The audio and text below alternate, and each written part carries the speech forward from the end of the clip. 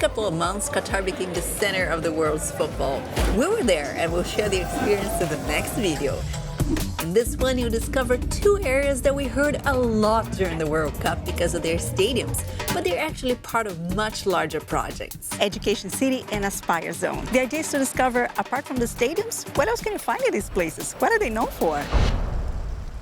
This is the miraculous journey of life. All stages of the development of a baby. If you missed the previous videos, we're showing you Qatar, the host of the 2022 FIFA World Cup. We've already been to a few regions close to the stadiums, and now we continue the adventure. Join us to learn more about Qatar. You have a date for your after date. I'm so happy!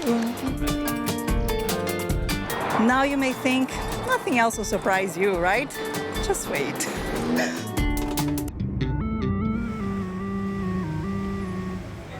Oh my goodness. Look at this, look at this.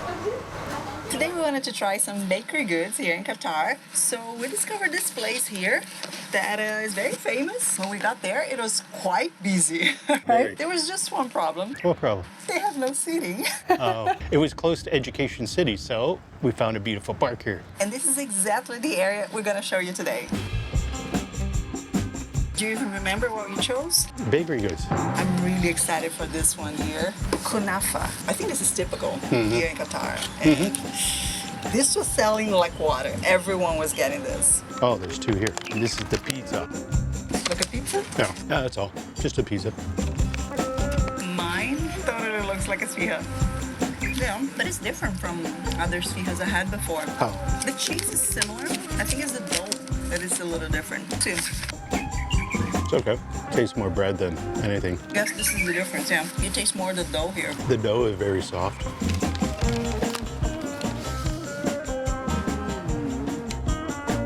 Is it ricotta cheese? It's really salty cheese. This is too much. I'm gonna get too thirsty. Normally, I'd love it, but because it's hot and this salty, not something to eat outdoors. Okay, my final pieces. You should have got some, Renata. This is the best piece I've had. I'll rate it for you first. Okay. Sorry, and that's only one fork, so you get it. 3 pieces. 2 for me, 1 for you. What do you think it is? Coconut, maybe? No. It's a crusty top. Looks like a custard. So?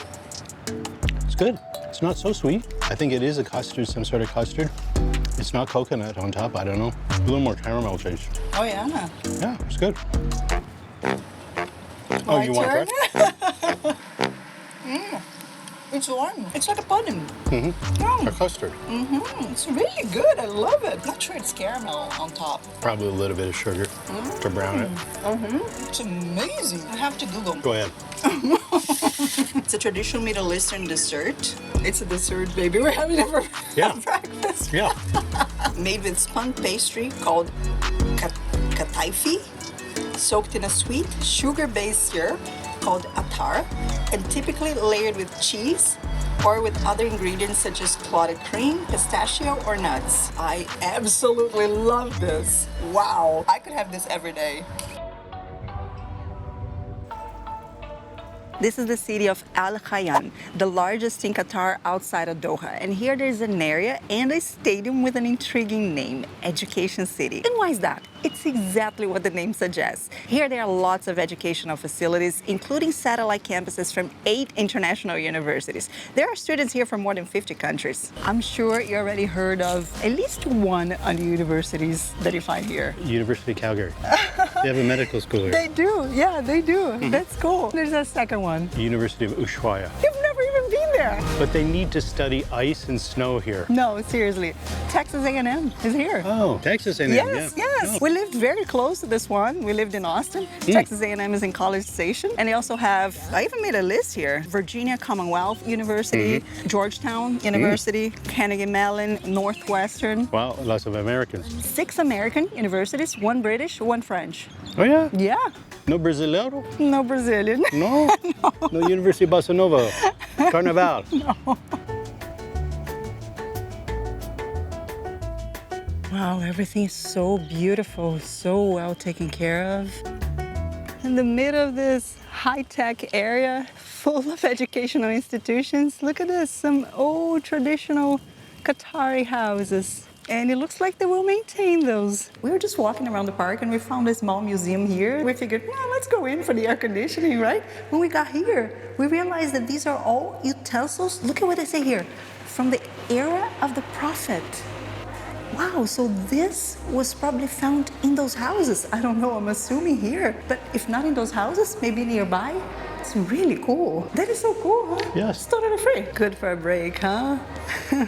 Air conditioning. You'll find air-conditioned places here everywhere.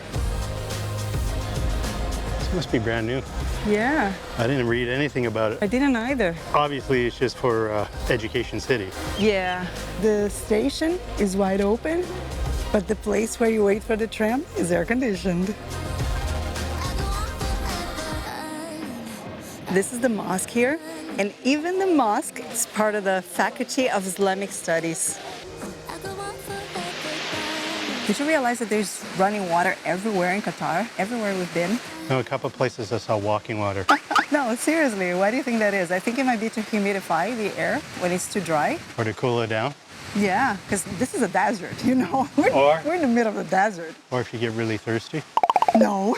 take a handful.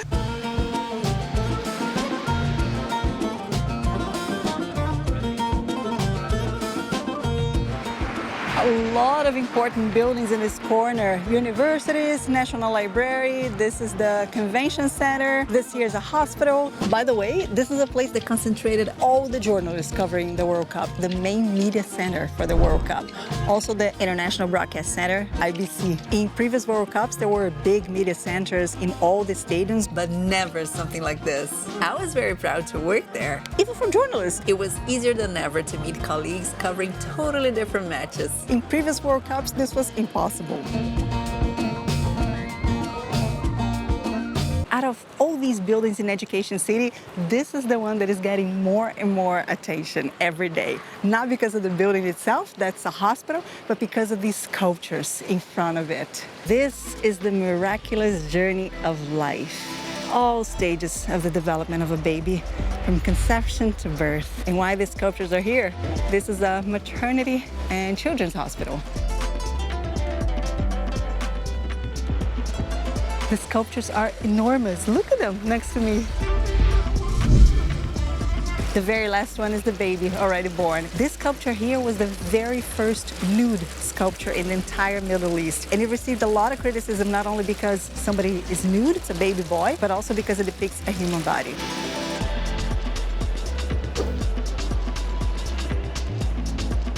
This is all so beautiful, very impressive. Right next to the hospital, there's a historical construction that many people may not even realize. The building belonged to the grandson of the founder of the state of Qatar. In 1977, the building was abandoned, roofs were taken out or had collapsed. In 2004, the building was excavated and rebuilt by Qatar Museum Authority. Ruling family of Qatar, former house of the grandson, and it's open. Look at how cute the figures in their signs here wear traditional clothing.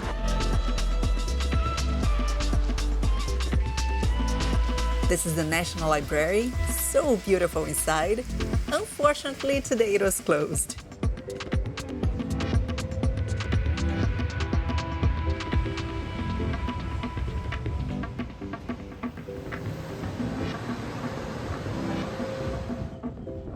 Ta-da! The main attraction here in Education City, the World Cup Stadium, Education City Stadium. This is where I worked during most of the World Cup. Every match here. We got the tram to come here. It was very nice and free. Really nice. But there's also the metro. The green line goes through Education City, aspires along the gold line. And if you continue on the green until the end, you arrive at another stadium, Ahmad bin Ali. Next to one of the best malls in Qatar, called Mall of Qatar. This place is more than just a mall. Look at how they show the games during the World Cup. Amazing atmosphere to watch the matches while having a meal. But today we went the opposite way. From the green to the gold.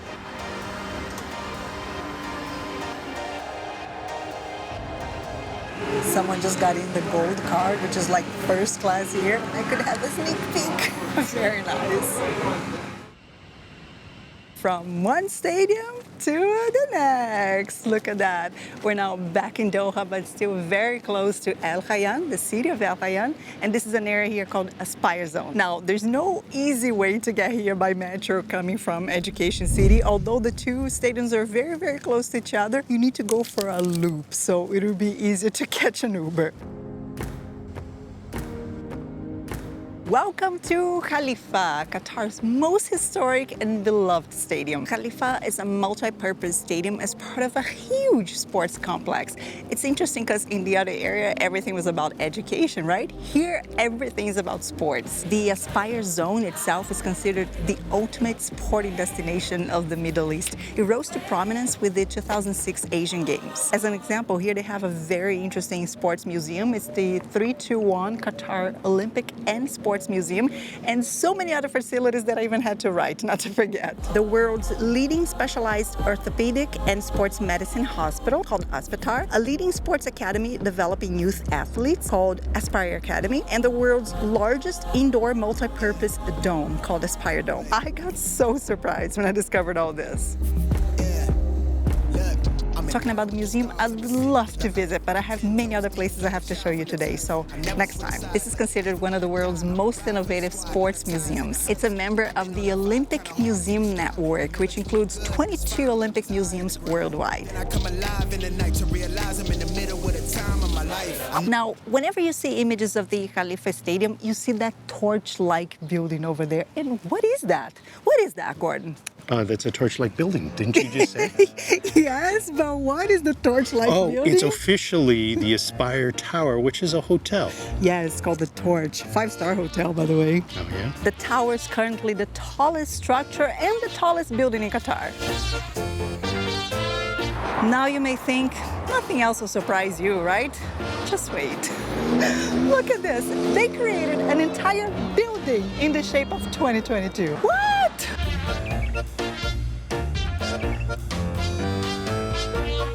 This goes to show the importance of 2022 for Qatar. Yeah. Few people knew about Qatar before, Yeah, right? yeah. Now everyone will know. Maybe people in Alaska won't. The Eskimos, way far north, close to the Arctic Circle. I'm sure pretty much the entire world will. Underneath the building, there's a supermarket, there's Starbucks, other shops. This will forever be a memorial to 2022 here. Normally you can't get much closer to the stadiums, but we just kept walking and look at where we arrived. I'm basically at the door.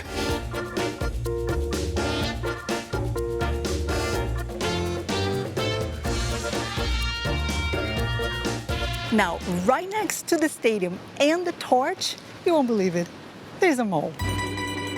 No way, look at that.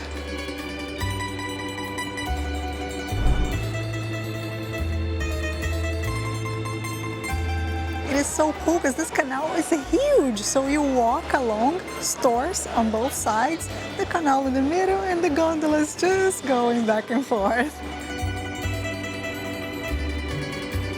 10 reals per person. Very popular here. There's a huge line.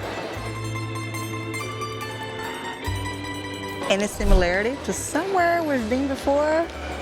Oh, Las Vegas. Yes, and the theme here is Italy. This is the Villaggio Mall, and according to the mall's website, it has some very interesting opening hours between 10 a.m. and 3 p.m. That's it. And then look at that, between 7:30 and 1 in the morning. This except Fridays. On Fridays, it closes for the entire morning, like everything else in Qatar. Friday is a sacred day of worship in Islam. Everything closes. Not even the metro works. I got a surprise for you. I bet you I've got the surprise for you. Yeah?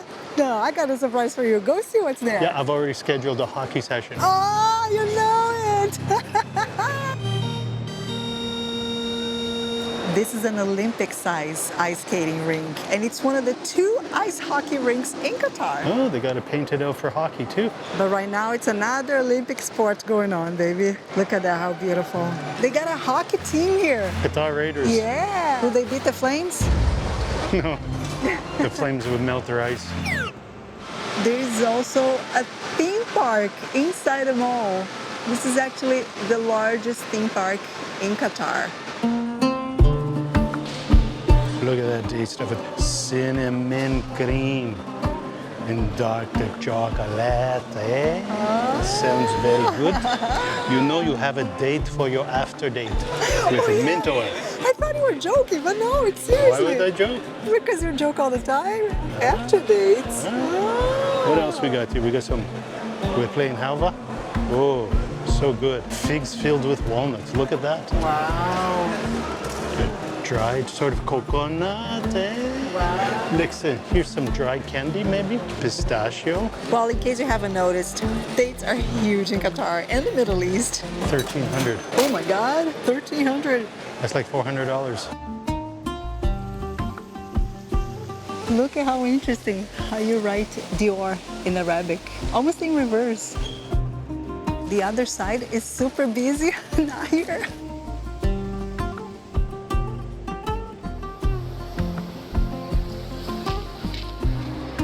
Ta-da! For today, we're going with Mongolian food. What's that? Well, we got some fried rice here, chicken satays for us to share. Hey, Mongolian Pepsi. Mongolian Pepsi. That's the one thing that is not Mongolian, huh?